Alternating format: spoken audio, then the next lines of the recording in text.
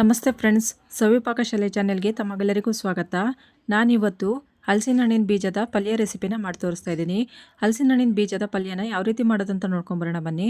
ನಾನಿಲ್ಲಿ ಒಂದು 20ರಿಂದ 25 ಹಲಸಿನ ಬೀಜನ ತಗೊಂಡಿದ್ದೀನಿ. ಅದನ್ನು ಈ ರೀತಿಯಾಗಿ ನೋಡಿ ಕುಟಾಣಿಯಲ್ಲಿ ಕುಟ್ಟಿ ಅದರ ಸಿಪ್ಪೆನೆಲ್ಲ ತೆಗೆದು ಕ್ಲೀನ್ ಮಾಡಿ ಇಟ್ಕೊಂಡಿದ್ದೀನಿ. ಗ್ಯಾಸ್ ಮೇಲೆ ಒಂದು ಬಾಣಲೆನ ಇಟ್ಕೊಂಡಿದ್ದೀನಿ. ಅದಕ್ಕೆ ಹಸಿ ಹಲಸಂಡೆ ಕಾಳನ್ನ ಬಿಡಿಸ್ಬಿಟ್ಟು ಚೆನ್ನಾಗಿ ತೊಳ್ಕೊಂಡು 1 ಕಪ್ ಆಗುವಷ್ಟು ಹಾಕ್ಕೊಂಡಿದ್ದೀನಿ. ಹಲಸಿನ ಬೀಜನ ಸಿಪ್ಪೆ ತಕ್ಕೊಂಡು ಇಟ್ಕೊಂಡಿದ್ನಲ್ಲ, ಆ ಹಲಸಿನ ಬೀಜನ ಚೆನ್ನಾಗಿ ತೊಳ್ಕೊಂಡು ಅದ್ರ ಜೊತೆಯಲ್ಲೇ ಸೇರಿಸ್ಕೊತಾ ಇದ್ದೀನಿ. ಇವಾಗ ಅದಕ್ಕೆ 1 ಗ್ಲಾಸ್ ಆಗೋಷ್ಟು ನೀರು ಹಾಕ್ಕೊತಾ ಇದ್ದೀನಿ. 1/4 ಟೀ ಸ್ಪೂನ್ ಆಗೋಷ್ಟು ಅರಿಶಿನ ಪುಡಿ, ಅರ್ಧ ಟೀ ಸ್ಪೂನ್ ಆಗೋಷ್ಟು ಉಪ್ಪು ಹಾಕ್ಕೊಂಡು ಚೆನ್ನಾಗಿ ಇದನ್ನು ಒಂದ್ಸತಿ ಕಲಸಿ ಮಿಕ್ಸ್ ಮಾಡಿಕೊಂಡು ಒಂದು ಪ್ಲೇಟ್ ಮುಚ್ಚಿ ಚೆನ್ನಾಗಿ ಇದನ್ನು ಮೆತ್ತಗಾಗೋ ತನಕ ಬೇಯಿಸ್ಕೊಳ್ಬೇಕು.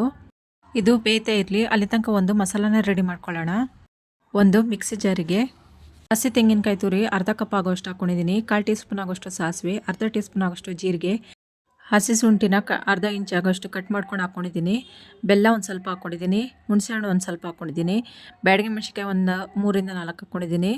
ಕರಿಬೇವು ಸೊಪ್ಪು ಹಾಕ್ಕೊಂಡು ಚೆನ್ನಾಗಿ ಇದನ್ನು ತರಿಯಾಗಿ ರುಬ್ಕೊಳ್ಬೇಕು. ಈಗ ಗ್ಯಾಸ್ ಮೇಲೆ ಒಂದು ಬಾಣಲೆನ ಇಟ್ಕೊಳ್ತಾ ಇದ್ದೀನಿ. ಅದಕ್ಕೆ ಒಂದು 2ರಿಂದ 3 ಟೇಬಲ್ ಸ್ಪೂನ್ ಆಗುವಷ್ಟು ಎಣ್ಣೆ ಹಾಕ್ಕೊಳ್ತಾ ಇದ್ದೀನಿ.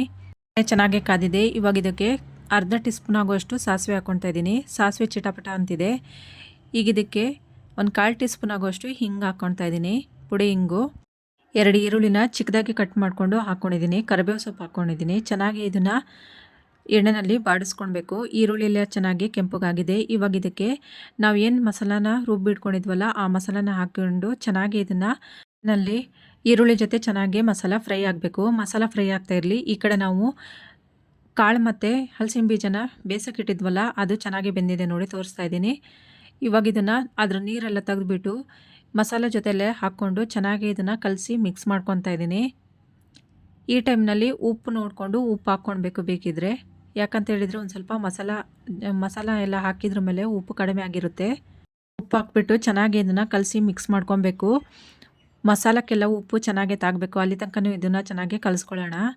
ನಾವು ಇದಕ್ಕೆ ಸ್ವಲ್ಪನಾದರೂ ಹಿಂಗು ಮತ್ತು ಬೆಲ್ಲನ ಬಳಸಬೇಕು. ಯಾಕಂತ ಹೇಳಿದರೆ ಹಲಸಿನ ಬೀಜ ಗ್ಯಾಸ್ಟ್ರಿಕ್ ಆಗಿರೋದ್ರಿಂದ ಇದಕ್ಕೆ ಹಿಂಗೆ ಬಳಸ್ತೀವಿ. ಹಲಸಿನ ಹಣ್ಣು ಬೀಜ ಪಲ್ಯಕ್ಕೆ ನಾವು ಹಲಸಂಡೆ ಕಾಳು ಏನಕ್ಕೆ ಉಪಯೋಗಿಸಿದೆ ಅಂತ ಹೇಳಿದರೆ, ಬರೀ ಹಲಸಿನ ಬೀಜನ ಹಾಕ್ಕೊಂಡು ಪಲ್ಯ ಮಾಡಿಕೊಂಡ್ರೆ ಅಷ್ಟೊಂದು ಟೇಸ್ಟಿಯಾಗಿರೋದಿಲ್ಲ ತಿನ್ನೋದಕ್ಕೆ. ಅದ್ರ ಜೊತೆಯಲ್ಲಿ ಕಾಳೇನಾದರೂ ಹಾಕ್ಕೊಂಡು ಮಾಡಿಕೊಂಡ್ರೆ ತುಂಬಾ ಚೆನ್ನಾಗಿರುತ್ತೆ. ಇದಕ್ಕೆ ಹಸಿ ಹಲಸಂಡೆ ಕಾಳು ಹಾಕಬೇಕಂತ ಏನಿಲ್ಲ. ಒಣ ಹಲಸಂಡೆ ಕಾಳು ಏನಾದರೂ ಇದ್ದರೆ ನೆನೆಸ್ಬಿಟ್ಟು ಅದನ್ನು ಬೇಯಿಸ್ಕೊಂಡು ಹಾಕ್ಕೊಂಡು ಮಾಡ್ಕೊಬೋದು. ತುಂಬಾ ಚೆನ್ನಾಗಿರುತ್ತೆ. ಇವಾಗ ಪಲ್ಯ ರೆಡಿಯಾಗಿದೆ.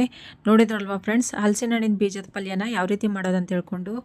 ಹಲಸಿನ ಹಣ್ಣಿನ ಸೀಸನ್ನಲ್ಲಿ ಈ ರೀತಿ ಪಲ್ಯನ ಒಂದ್ಸತಿ ಮಾಡಿ ನೋಡಿ ಫ್ರೆಂಡ್ಸ್. ಇಷ್ಟ ಆದರೆ ಲೈಕ್ ಮಾಡಿ, ಶೇರ್ ಮಾಡಿ, ಸಬ್ಸ್ಕ್ರೈಬ್ ಮಾಡಿ friends. Thank you for watching.